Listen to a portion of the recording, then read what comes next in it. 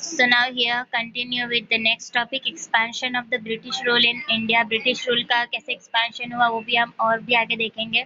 After finalizing the subsidiary alliance treaties with Mysore Nizam of Hyderabad and Maratha chieftains, the British moved towards northern part of India. अब वहाँ पे जो है हर चीज़ के ऊपर कब्जा जमाने के बाद वो लोग उत्तर की तरफ, ठीक है, नॉर्थ की तरफ जाने लगे. They entered into a treaty of friendship with Nepal, sensing a threat from it. अब वो लोग ने नेपाल में भी घुसने की शुरुआत कर दी. They fought many battles to secure the frontiers. Friendly relations with the Sikh king Maharaja Ranjit Singh helped them to win the battle with the Afghans and establish their rule in India. तो उन्होंने क्या किया, Sikh king के साथ दोस्ती कर ली और उनकी मदद से, महाराजा रंजीत सिंह की मदद से उन्होंने अफगान और सिंध के साथ भी बैटल यानी कि वॉर लड़ाइयाँ करनी शुरू कर दी. The British had an ambition to capture the Sikh kingdom which was a very powerful kingdom but they could not do so as long as Maharaja Ranjit Singh was alive. पहले तो क्या किया देखिए, रंजीत सिंह के साथ दोस्ती कर ली और उनके साथ अफगान पर हमला कर दिया और फिर जिसके साथ दोस्ती की थी उसको भी हराने की कोशिश की. लेकिन जब तक महाराजा रंजीत सिंह जिंदा थे वो लोग इस तरह से सिख किंगडम पर जो है राज नहीं कर पाए. Here you can see in this map state that accepted the subsidiary alliances which is noted as red color. You can see this: Ayodhya, Awadh, Gwalior, Indore, Nagpur, Hyderabad, Pune. This thing you can see in this map. ये सारे जो है subsidiary alliance के सबूत हैं, ठीक है. Now here, so they kept friendly relations with the Maharaja Ranjit Singh. Ranjit Singh was a strong ruler of that time.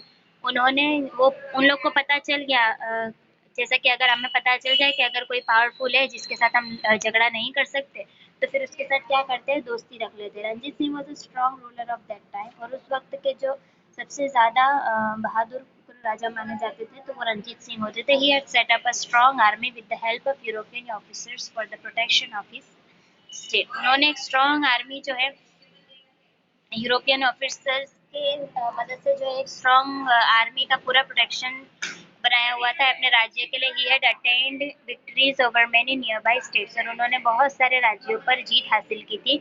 After his death Punjab suffered anarchy. और जैसा कि हमें पता है कि अगर एक पावरफुल राजा है तो उसके जब तक वो जिंदा रहता है पब्लिक को बहुत अच्छा रहता है, लेकिन जैसे ही वो गुजर जाता है तो फिर उसके बाद बहुत सारी प्रॉब्लम भी शुरू हो जाती है. Governor General Sir Henry Hardinge came to India and brought the Sikh rule, the Sikh rule completely under the British rule with policy of interference and annexation. तो जैसा कि हम जानते हैं Governor General Sir Henry Hardinge came to India and brought the Sikh rule completely under the British rule. यानी कि जब वो नया गवर्नर जनरल आया ना वेलेस्ली के बाद, सर हेनरी हार्डिंग, तो फिर हर जो भी गवर्नर जनरल आता था वो अपनी नई पॉलिसी अपना नया तरीका लाता था. बस जो है लोगों पर अपना हुक्म चलाना होता था, ठीक है. तो अगर किसी पर वो काम नहीं कर रहा था दूसरा कोई काम कर देता था और इस तरह से उन्होंने जैसे तैसे करके महाराजा के मरने के बाद पूरा जो सिख रूल था उसको कम्प्लीटली खुद के अंडर में ले लिया. वो लोग उसके अंदर भी कामयाब हो गए थे. Now we can see Dalhousie's policy of annexation. अब ये क्या था, the aim of Wellesley's policy of expansion was to enclave the native kingdoms without using much of the British resources. अब जैसा कि मैंने कहा जो भी गवर्नर जनरल आता था वो अपने अपने नए तरीके अपने अपने नए कायदे कानून के साथ आता था, ठीक है.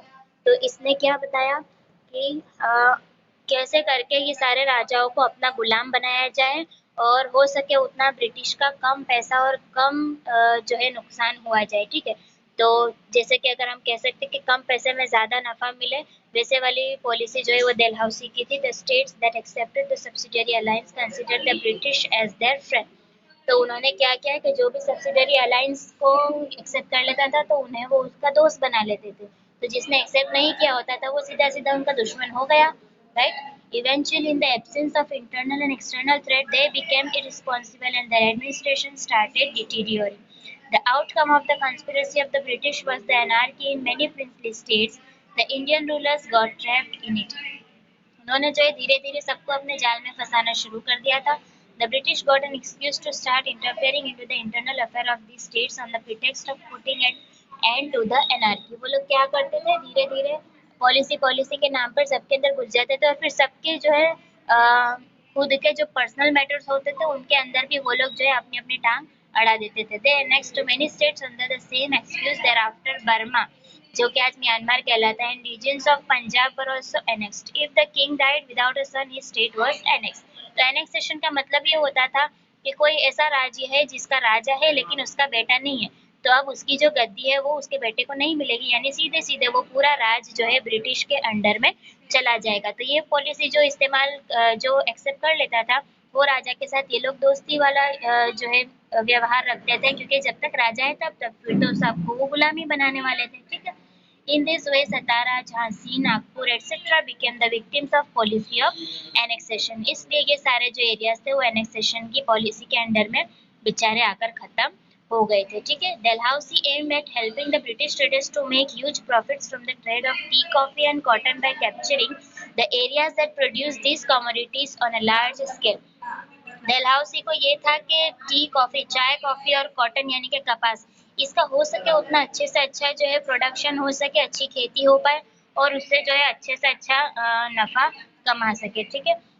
To consolidate the British rule in India and to run the administration smoothly, many changes were introduced by Dalhousie in India. और उन्होंने अपना जो ब्रिटिश रूल है वो अच्छे से इंडिया में चल सके उसके लिए बहुत सारे कायदे कानून में भी चेंजेस लाए थे। During his tenure the first railway line was started between Mumbai and Thane 1853।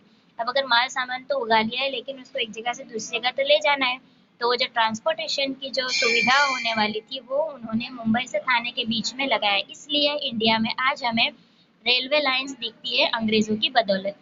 The modern postal system started in India and wireless system between India and England too was introduced during his tenure. आज जो हम wireless system जो इस्तेमाल कर रहे हैं वो भी इंडिया और इंग्लैंड के बीच जो है अंग्रेज़ों ने बनाई थी, क्योंकि उनको इंडिया से जो है सामान लेकर इंग्लैंड को मजबूत बनाना था, इंग्लैंड को मालदार बनाना था, ठीक है। इसलिए उनको ये सब चीज़ों की ज़रूरत पड़ती थी और उनकी वजह से ये चीज़ें आज हम इस्तेमाल करने लगे। He passed laws to ban child marriage and advocated widow remarriage. उसने कुछ अच्छे काम भी किए जिसके अंदर ये है कि उसने बाल विवाह को जड़ से ख़त्म कर दिया था। और पहले जो चलता था कि विधवा दूसरी शादी नहीं कर सकते थे, तो वो वाला कायदा भी उसने मिटा दिया कि विधवा अगर जो हो जाए तो वो वापस दूसरी शादी कर सके। English education spread in India during this time. अब और उन्होंने उसी वक्त से जो है इंग्लिश एजुकेशन है वो इंडिया में फैला। एक्चुअली इसमें ये चीज़ थी कि वो लोग इंग्लिश थे और हम हिंदी थे, ठीक है।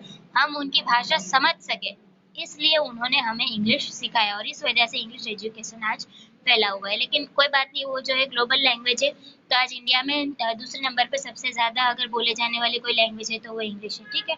The first three universities in India were established in Mumbai, Chennai, and Kolkata in the year 1857. Thus, these reforms are basically for the expansion of British rule and ease in administration. Although Indians benefited later on, they had to suffer a lot with the introduction of British reforms. तो जो भी बदलाव आए थे उससे वो actually उन्होंने खुद के फायदे के लिए किया था, लेकिन उसका कुछ कुछ जो है वो हमें थोड़ा सा तो फायदा पहुंचा है, ठीक है। लेकिन ये सब के लिए भी लोगों को बहुत कुछ सहन करना पड़ा है, ठीक है। So I hope you have understood that topic also. Now the last point for this chapter, dissatisfaction of people. लोगों में जो है वो असंतोष की भावना रहती थी। After the policy of subsidiary alliance, Dalhousie's policy of annexation should the whole nation terrible. Annexation की जो पॉलिसी थी उसने पूरे देश को हिला के रख दिया था। This resulted in the dissatisfaction among the people towards the British. अब इससे जो है लोग जो आज तक सहन कर रहे थे अब उनको असंतोष होने लगा, अब उनको जो है अंग्रेज लोग जो है वो बुरे लगने लगे। You must have seen the film क्रांति एंड मंगल पांडे। मंगल पांडे अगर ये मूवी भी अगर आपने देखी हो, क्रांति और मंगल पांडे, इसके अंदर आपको पूरा जो उस वक्त का क्या माहौल था उसका आपको आइडिया आ सकता है। If you have not seen then try and see this movie. ये वाली मूवीज क्यों देखनी है हमको? हिस्ट्री का पता लगाने के लिए। At this time the people were suppressed under the dictatorial regime of the British. उनका सीधे सीधे उन लोगों की राजाशाही चल रही थी, ठीक है। हम पूरे इंडिया को गुलाम बना के रखा हुआ था और उनके ऑर्डर पर ही चलना पड़ता था। In addition to that the reforms made by Dalhousie added fuel to fire. और उसके बाद डलहौसी ने जो नए नए कायदे कानून और जो नया ऐड किया था उससे क्या हो गया, फ्यूल टू फायर यानी कि आग में घी का काम हो गया। Different people reacted differently to railways facilities of post and telegraph and western education. अब उसमें जो हर कोई जो है उसका विरोध करना चाहे तो नहीं कर पाया होगा, क्योंकि कुछ को उसका कोई काम अच्छा लगा। ठीक है। Orthodox people fear that the British wanted to destroy their culture. अब जो ऑर्थोडॉक्स यानी कि पुरानी सोच के लोग थे, उन्हें क्या लगा कि ब्रिटिश जो है वो हमारी संस्कृति को खत्म कर रहे हैं। The reforms done by the British were basically for running the administration smoothly. और उन्होंने जो बदलाव लाए वो एक्चुअली इसलिए था कि जो राज्य का जो कामकाज है वो अच्छे से चले, स्मूथली चले। This satisfaction of people had reached a point of saturation and they were in the state of rebellion which resulted in the freedom movement of 1857। अब उन्होंने क्या किया कि इससे क्या पता चला कि अब ये लोग तो जो है हमारी जो पूरी इंडियन जो है एक भारतीयता उसको खत्म कर रहे हैं, ठीक है। इसलिए फिर लोगों में उनके प्रति नफरत वाली जो भावना है वो ज्यादा शुरू होने लगी। और 1857 के अंदर फ्रीडम मोमेंट यानी आज़ादी के लिए फिर जो है कामकाज होना शुरू हो गया। अब इससे हम आइडिया लगा सकते हैं कि कैसे कैसे करके 1947 तक ये सारा कामकाज पहुंचा होगा और आज हम आज़ाद इंडिया में रह रहे, ठीक है। So I hope you have understood this chapter very well. आगे तो बहुत सी बातें हैं जो कि हम नेक्स्ट चैप्टर्स में देखते रहेंगे। Okay, I hope you have understood this chapter. I shall end this here.